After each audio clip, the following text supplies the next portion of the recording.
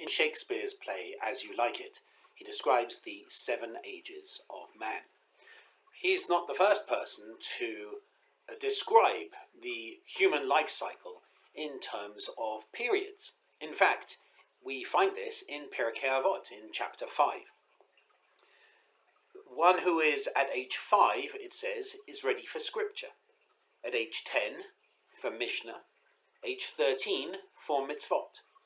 Age 15, for Talmud. Age 18, for marriage. Age 20, for career. Age 30, for might or strength. Age 40, for understanding. Age 50, for giving counsel. Age 60, for old age. Age 70, for white hair. Age 80, for valor. Age 90, for being bent back. And at age 100, as if dead and already passed from the world. This is from Pirke Avot, chapter 5. It's a really interesting passage that I find myself drawn to this weekend as I celebrate my 50th birthday. A number of commentaries explore this in terms of, is this when one must be doing these things, should be doing things by this point, or, according to the translation I just shared, is at least ready to do these things. So at 5, they should be ready to study scripture. At 10, they should be ready to study the Mishnah. At 13, they should be ready to take on mitzvot. And that leads to bar mitzvah and bat mitzvah, the idea of being liable for mitzvot at this time. But then that's a different reading. That's not just being ready for it. That's you are responsible at that time. And so if we read bar bat mitzvah at 13 like that, then we also have to read the other passages like this. That at 5, they must be ready for studying scripture. At 18, they must get married. At 20, they must get a job, and so on. So really it depends how we want to read this. For me, I find it very interesting that in some sense, even though there are many different ages here, this passage to me splits into 3 different ages of the lifespan. The first is the training, the preparation. That's 5 years old for scripture, 10 years old for Mishnah, 13 years old for mitzvot, 15 for Talmud, 18 for marriage, 20 get a job. That seems to be the setting the person up for life. Then there seems to be the middle age. And it's rather interesting. I remember back when I went to see the doctor when I was 35 years old, I was having some back pain. And he said, it's to be expected, you're middle-aged. And I said, what are you talking about? I'm 35 years old. That's not middle-aged. But he said, yeah, 35 times 2 is 70, that's middle age. I do think there's a middle age here, which interestingly enough, in this passage, would kind of agree with my doctor from 15 years ago. Because then it starts going by tens. And it does seem to be a different time period here. At 30, a person is ready for might, for strength. At 40, for understanding. At 50, for giving counsel. At 60, for old age. At 70, for white hair. In other words, that's the middle age from 20 to 70, which is a very large time period of about 50 years, in which the person is, that's the living part. And then the challenging part, certainly for those who are older, is that this third age, 18, 90, and 100, seems to be describing a bit of a decline, a physical decline, and perhaps even a social decline, as if somebody, at 100 years old, somebody is as if they had passed from the world already. I find myself really drawn to this passage. It's a challenging passage. I don't necessarily always agree with it. It's one perspective on the ages of humanity. I do find myself really looking at, well, I'm 50. I turn 50 tomorrow.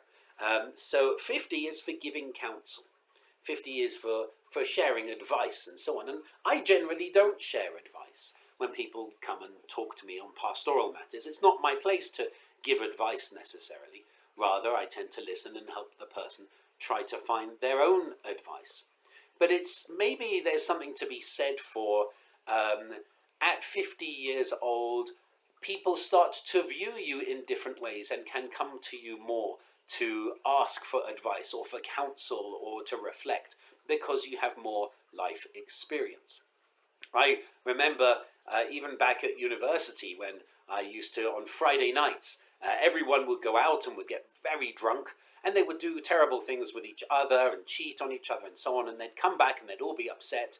And there was me, who just lit the Shabbat candles and had had a lovely meal, and I would sit there and people would come back and I'd be the only sober person. And so I'd help them. I'd help them through their difficulties, their youthful exuberance and the consequences thereof. And so it became a thing every Friday night that I would give counsel. Even at 18, 19, 20 years old, I would be sitting there in Newhall and people would sit and wait. And it was quite extraordinary. And that's actually one of the things that led me to the rabbinate, the hope that I might be able to help people in their struggles through life.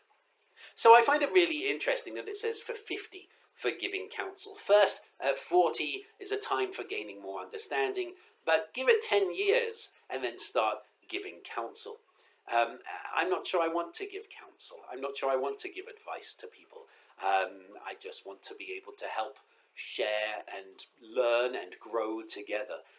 So it's interesting for me to reach this point at 50 for counsel, time for giving counsel. What do I do with that? It's something I'm going to reflect, certainly, over the coming week. And I hope that you'll be able to join me in that reflection. We have our Kabbalah Shabbat service tonight, and we have special guest speakers afterwards talking about their trip to Israel, and I do really hope that you will join us for that. It will be a slightly shorter service so that we can hear more of this presentation. And then tomorrow's Torah study is about birthdays in Judaism. What do birthdays mean? Because that tomorrow is actually my 50th birthday. How does Judaism view birthdays? How does the Bible view birthdays? How do the rabbis view birthdays? Should we be celebrating? Should we be happy? Should we be sad? It's really very interesting variety of sources. And I really hope that you'll join me for that, especially because one of these sources is, in fact, exactly what I've just quoted from the Mishnah, from Pirke Avot. And then afterwards, I have a request for the community. Please join me in the Shabbat morning service. It's 10:30 till 11:30. And I'm encouraging you to join me just because I don't want to be alone on my birthday. I would hope as many people as possible can come so I can read from Torah. So we can have a minyan, I can read from Torah on my birthday. What I'm looking for my birthday from you is presence, not presents.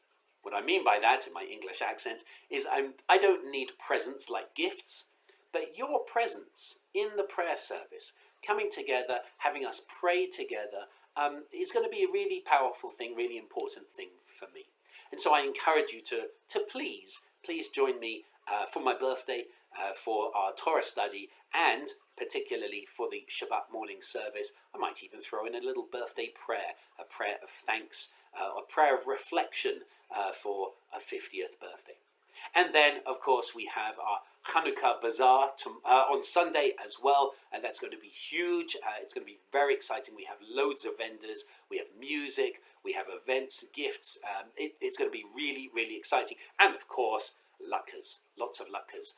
Do encourage you to join us for that.